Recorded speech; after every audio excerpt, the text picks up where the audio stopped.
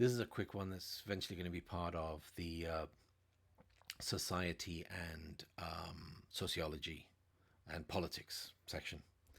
But it's particularly pertinent because of the silliness that's been going on in the United States for the last 4 years. The United States was, well, has been for the last 100 years or so, a very racist country and that was a very useful wedge issue in order to control the population. That racism has been gradually dying out, and a new wedge issue. Lots of new wedge issues were needed. The first one that came along was abortion, and the idea that abortion rights would be taken away from a woman. Um, and that was very successful because it's what's known as a what's it, a single issue voter. So if you agree to back their issue, they'll vote for you, no matter what else in your policy is against their self interest. So if you're a party that is going to benefit the wealthy, then you go after your single issue voters. The next one was single issue voters guns, and that was made into a big deal, despite the fact that most people in the country are perfectly happy with a background check before they go buy themselves a bloody great big gun. But the idea of that was you can use as a wedge issue and say, no, that's infringing on your rights. The fact that they can check that you're not mentally disabled or emotionally unstable. No, no, no, that mustn't be allowed. So that's a new wedge issue. People, single issue voters, will get behind you. Bang. But those two aren't big enough to win an election. So the next issue, and this is propagated by both sides of both sides of the American politic, is that your enemy, your natural enemy, is the left wing or the right wing. And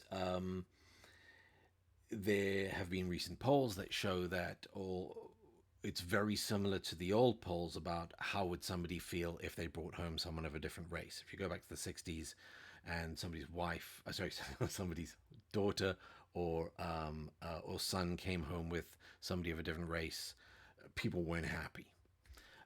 That's largely gone away now. Now it's if somebody brought someone, your son or daughter brings home a Republican and you're a Democrat, or a Democrat and you're a Republican, and they're the evil ones.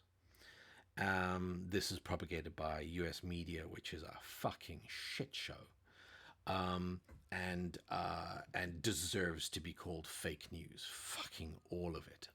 Just every time I see what the Americans are subjected to, it deeply disturbs me, and I feel sorry for them because trying to get decent news out of any of that's just crazy.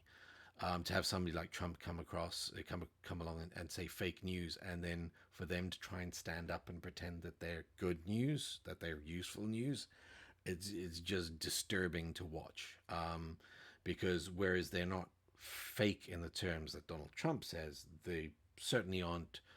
They're faking being news rather than providing fake news. Anyway, they just go ahead and propagate all this. It's the people on the right that are evil. It's the people on the left who are evil, whichever way you want to do it, whichever channel you're on. Whereas if you are a foreigner and you speak to Americans on the right or the left, they're nice people. Maybe not well informed, and that is the fault of their own television and upbringing. And oh, just so you know, if you're an American watching this, everyone in the world, when they hear you pledge allegiance every day in school, it makes everybody's stomach cramp up like this. It's the craziest idea in the world. It really, really is. You'd expect it in North Korea, not in a democracy. But this idea that the other, on the other side, the left wing, right wing, is the evil one. That's the new thing. That's the way to divide the country. Whereas when I have a look at what medium level right wing and left wing people want in the United States of America, a lot of it's the same. They want the wars to stop. They want the stupid spending on weaponry to stop. There's a lot that they agree on. They would like free and fair elections, not these moneyed elections that are quite freaky right now. So this thing that's going on in the United States is it's about propaganda. Um, and what's actually happened is, having a look at what just happened to the Capitol building. By the time I post this, will be several weeks after the storming of the Capitol building. Those people are angry because they believe their democracy has been stolen. They're right. They're not living in a democracy. They're wrong about when it was stolen and who stole it. They're not that wrong about who stole it. Okay, they're about half right. They think it's the powerful rich people backing the Democrats, and in truth, it's the powerful rich people backing the Democrats and the powerful rich people backing the Republicans. So they're not wrong that their democracy has been stolen. They're at least paying attention. They're one step ahead in that particular regard of the people on the left wing who think of themselves as intellectuals, who are rightly worried about things like climate change and so on, but do not seem to have copped yet to the fact that their democracy has been stolen. And this is very, very easy to tell if your democracy has been stolen. It's the easiest thing in the world. It's not whether you get a vote. It's whether, in a representative democracy, the vote that you make has any effect on how the politicians act once they're in power. There's a Princeton study which makes it very clear that the wishes of the American people has zero effect on what policies get enacted. No effect, none whatsoever.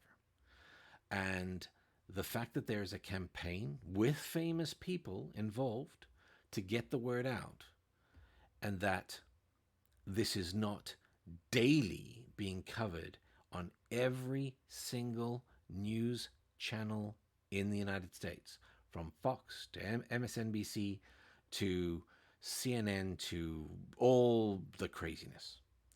The fact that that is not how they open every single newscast, that your vote is currently having no effect whatsoever on government plans, that tells you that the media is complicit.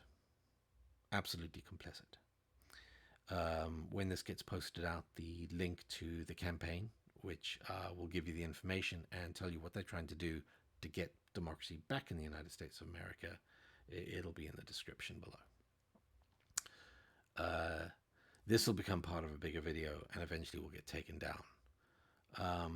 But in the meantime, the people who stormed the Capitol were correct about one thing: their democracy's gone. They were correctly angry. They maybe didn't do things the right way, and what they've done is made everybody afraid of them. So what they could have done is appeal to the left with all the correct information, and maybe you could get that swamp cleaned up.